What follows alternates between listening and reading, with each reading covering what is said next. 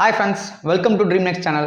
Doctor ஆகணும்னு எல்லாத்துக்குமே ஆசை இருக்கும். பட் எம்பிபிஎஸ் மட்டும்தான் மெடிக்கல் ஃபீல்டு அப்படின்னு நினைக்கிறது தான் பிக்கஸ்ட் மிஸ்டேக். எம்பிபிஎஸ்க்கு அடுத்தது டாக்டர், அதாவது டாக்டருக்கு அடுத்து நெக்ஸ்ட் பேக் போனா இருக்கிறது யாருன்னு உங்களுக்கு தெரியுங்களா? Allied health professions. இந்த வீடியோல அந்த அலைடு ஹெல்த் ப்ரொஃபஷன்ஸ்ல என்னென்ன கோர்சஸ் இருக்குது, என்ன மாதிரியான சேலரி ஆப்பர்ச்சுனிட்டிஸ் இருக்குது, என்ன மாதிரியான பிளேஸ்மெண்ட் ஆப்பர்ச்சுனிட்டிஸ் இருக்குது அப்படிங்கிற பத்தின எல்லா டீட்டெயிலையுமே இந்த வீடியோல பார்க்க போறோம். வாங்க வீடியோக்குள்ள போலாம்.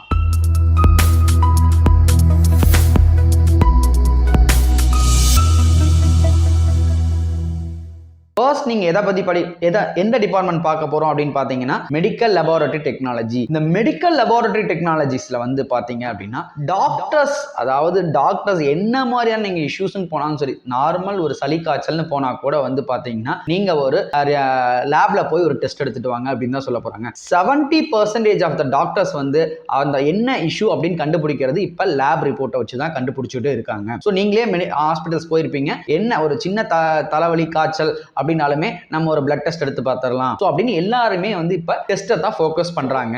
ஒரே ஒரு சின்ன ஒரு டிராப் பிளட்டை வச்சு ஹச்சிசி, பிசிஜி, ஹீமோகுளோபின் இந்த மாதிரி ஒரு 50 டைப் ஆஃப் டேட்டா பாயிண்ட்ஸை லேப்ல இப்ப டெஸ்ட் பண்ணி கொடுக்குறாங்க. அந்த அளவுக்கு டெக்னாலஜிஸ் டெவலப் ஆயிட்டு இருக்குது.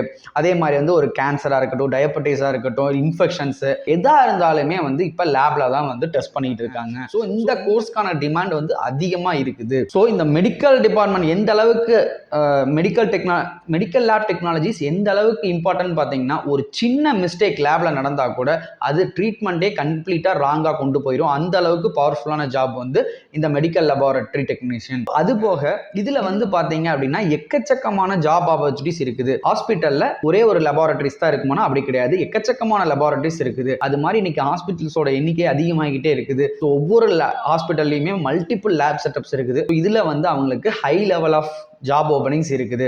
ஸோ யாரெல்லாம் ஒரு ஸ்டூடெண்ட்ஸ் பயாலஜியை ரொம்ப விரும்புறாங்களோ அந்த ஸ்டூடெண்ட்ஸ்க்கு இந்த டிபார்ட்மெண்ட் ரொம்பவே சூட்டபிளா இருக்கும். செகண்ட் நம்ம என்ன பார்க்க போறோம்னு பாத்தீங்கன்னா ரேடியாலஜி அண்ட் இமேஜிங். ஸோ இந்த ரேடியாலஜி அண்ட் இமேஜிங்ல ஒரு பியூட்டி என்னன்னா, ஒரு டாக்டர் ஒரு கத்தியை வச்சு சர்ஜரி பண்ணினா தான் உள்ள பாடிக்குள்ள என்ன நடக்குதுன்னு கண்டுபிடிக்க முடியும். பட் ஒரு நைஃப் இல்லாம இன்டர்னல் பாடிஸ்ல என்ன நடக்குதுங்கிறத பாக்குறது தான் ரேடியாலஜி அண்ட் இமேஜிங். ஒரு ரேடியாலஜி அண்ட் இமேஜிங் வச்சு பாத்தீங்க அப்படின்னா எல்லா டைப் ஆஃப் உள்ள என்ன இஷ்யூஸ் இருக்குங்கிறத வித்தவுட் சர்ஜரியில் நம்ம சொல்ல முடியும். ஸோ எக்ஸாம்பிள் ஒரு போன்ல ஏதாவது கிராக் இருக்குன்னு எக்ஸ்ரே எடுத்து பார்க்க சொல்லுவாங்க. இதே ஆர்கன்ஸ்ல ஏதாவது ப்ராப்ளம் இருக்குது அப்படின்னா சிடி ஸ்கேன் எடுக்க சொல்லுவாங்க. பிரெயின்ல ஏதாவதுன்னா எம்ஆர்ஐ ஸ்கேன்ஸ் எடுக்க சொல்லுவாங்க. வித்தின் எந்த ஒரு ஆபரேஷன்ஸுமே இல்லாம பாடி எக்ஸ்டர்னலாவே ரேடியாலஜி வச்சு நம்ம பாடிக்குள்ள என்னென்ன ப்ராப்ளம் இருக்கு அப்படிங்கறத ஈஸியா ஐடென்டிஃபை பண்ணலாம். இதுக்கான டிமாண்ட் எக்கச்சக்கமா இருக்குது. ஸோ இன்னைக்கு பாத்தீங்கன்னா என்ன இஷ்யூஸ்னாலும் நம்ம உடனே ஸ்கேன் எடுத்து பார்க்க தான் சொல்றாங்க.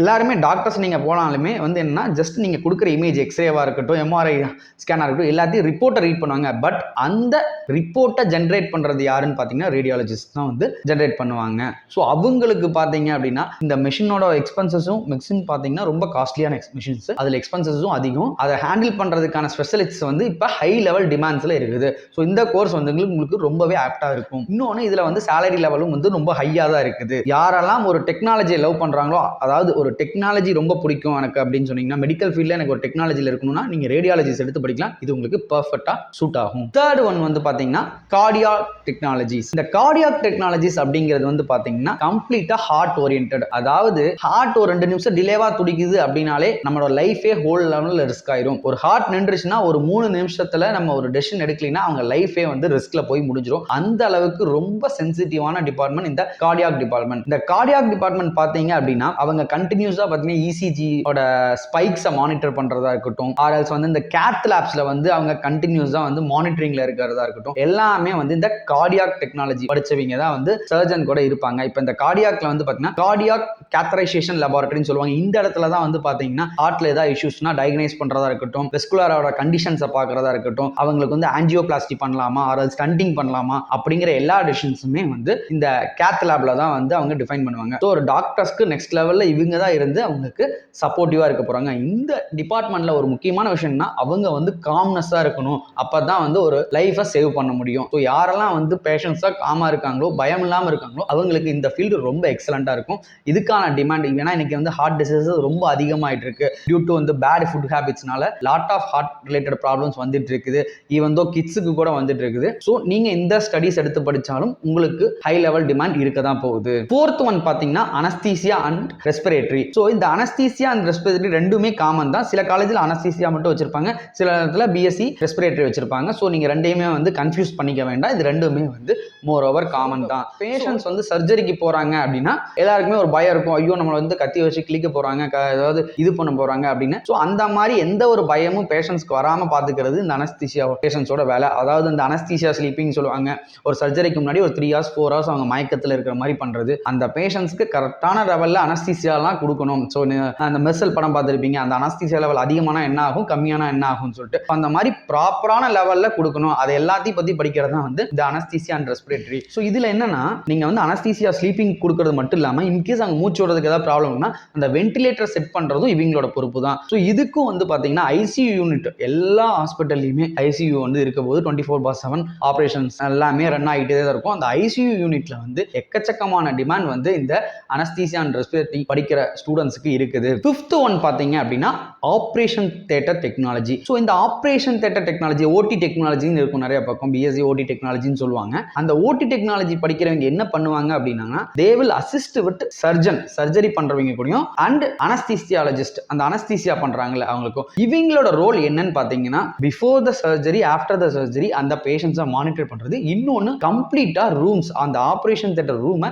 ஸ்டெரிலைஸ் பண்றது. ஸோ எந்த ஒரு பாக்டீரியா ஜெம்ஸ் எதுவுமே இல்லாம, ஏன்னா ஒரு அந்த நம்ம சர்ஜரி பண்ணும் போது ஒரு பாக்டீரியாவோ ஜெமோ இருந்துச்சுன்னா அது அவங்க உள்ள போயிடுச்சுன்னா அவங்களுக்கு பெரிய அஃபெக்டை ஏற்படுத்திடும். அதனால அந்த மாதிரி ஸ்டெரிலைசேஷன் என்விரான்மெண்ட் நீட்டா இருக்கா எல்லாமே பார்க்கறது இந்த ஆப்ரேஷன் தியேட்டர் டெக்னாலஜி படிச்ச ஸ்டூடெண்ட்ஸ் தான். ஸோ இவங்களுக்கும் எல்லா ஹாஸ்பிட்டல்ஸ்லையுமே இவங்களுக்கான ஓப்பனிங்ஸ் இருந்துகிட்டே தான் இருக்கும். இதுவும் ஒரு எக்ஸலண்டான கோர்ஸ், நீங்க தாராளமா படிக்கலாம். ஆறாவது என்னன்னு பாத்தீங்கன்னா டயாலிசிஸ் டெக்னாலஜிஸ். ஸோ இன்னைக்கு லாட் ஆஃப் சிட்டிஸ்ல வந்து பாத்தீங்கன்னா டயாலிசிஸ் சென்டர் ஓப்பன் பண்ணிட்டு இருக்காங்க.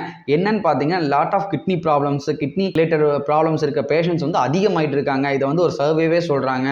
ஸோ ஒரு கிட்னில நார்மலாக நடக்க வேண்டிய ஃபங்க்ஷன்ஸை ஆர்டிஃபிஷியலாக வெளியிருந்து பண்ணக்கூடியது தான் வந்து டயாலிசிஸ். அந்த டயாலிசிஸ் வந்து பார்த்தீங்க அப்படின்னா இன்னைக்கு நிறைய பேஷண்ட்ஸ் டயாலிசிஸ் பேஷண்ட்ஸ் அதிகமாகிட்டே போகிறாங்க எண்ணிக்கை அளவில். இன்னொன்று இதில் இந்த டொமைனில் நீங்கள் படிக்கிறதுல என்ன ஒரு இதுனா உங்களுக்கு எல்லா லெவல் ஆஃப் ஹாஸ்பிட்டல்ஸ்லையுமே இந்த நீட் இருந்துட்டு இருக்கு. இன்னைக்கு அது போக ஸ்பெஷலாக டயாலிசிஸ் சென்டர்ஸ்னே சொல்லி நிறைய வந்துட்டு இருக்குது.